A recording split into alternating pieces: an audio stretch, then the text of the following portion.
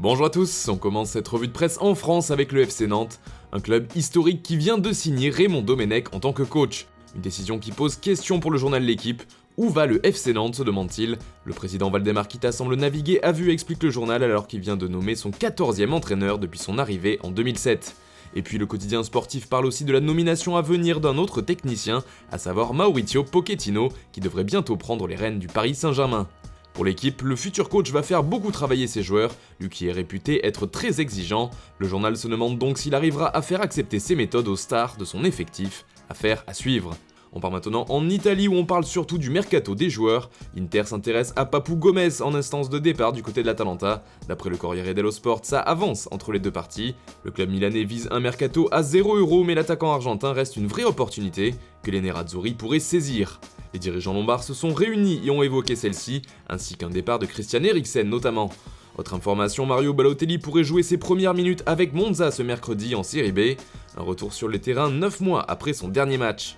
Les écuries italiennes gardent un œil sur la Ligue 1 selon Tuttosport.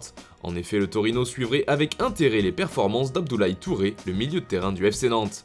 En Angleterre, Manchester United s'est imposé mardi soir face à Wolverhampton, une victoire dans le dur puisque les hommes d'Ole Gunnar Solskjaer ont marqué le but de la victoire à la 93e minute.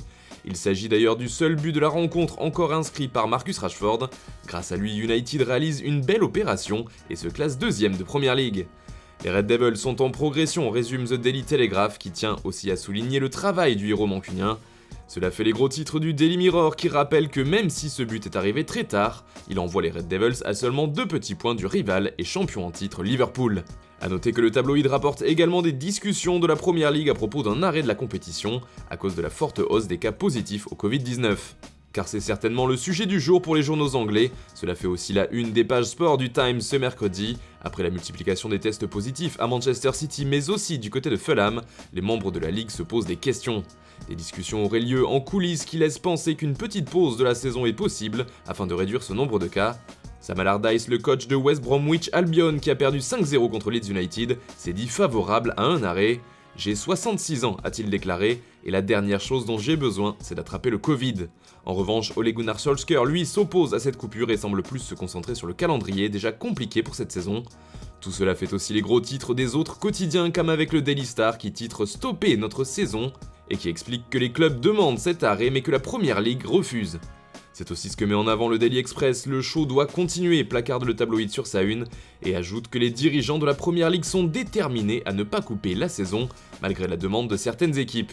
En Espagne, on change de sujet avec l'entretien de Sergio Reguilón pour AS. Le latéral espagnol s'est engagé avec Tottenham l'été dernier et il revient notamment sur son passé au Real Madrid et ses relations avec son ancien coach. Zidane n'a pas parlé avec moi quand je suis parti, cela ne me surprend pas, a-t-il avoué, avant d'ajouter « Le Real m'a tout donné mais revenir ne dépend pas de moi ». Reguilón a également donné son avis sur 2 autres coachs, son sélectionneur et le Special One. Mourinho et Luis Enrique sont 2 techniciens top, des mots bien différents de ceux envoyés pour décrire Zinedine Zidane. Toujours de l'autre côté des Pyrénées, le Barça a joué mardi soir et a encore rencontré de grandes difficultés. Les Blaugrana n'ont pas réussi à prendre le dessus sur Eibar, les 2 équipes se sont quittées sur un triste nul, un partout, malgré le retour d'Ousmane Dembélé, buteur pour les Catalans. Ainsi va la vie sans Messi, résume Marca, qui rajoute que le FC Barcelone échoue encore. Un nouveau faux pas qui fait jaser en Espagne, Mundo Deportivo évoque même une année maudite. Le quotidien pointe aussi du doigt l'erreur d'Araujo sur le but encaissé et le pénalty raté de Braithwaite. Même son de cloche en couverture de sport, ce mercredi le journal a vu un autre désastre hier, et rappelle que le Barça a déjà laissé filer 9 points au Camp Nou cette saison. Celle-ci s'annonce de plus en plus compliquée pour les Catalans. Voilà, c'est tout pour aujourd'hui, on se retrouve dès demain pour une nouvelle revue de presse sur Foot Mercato.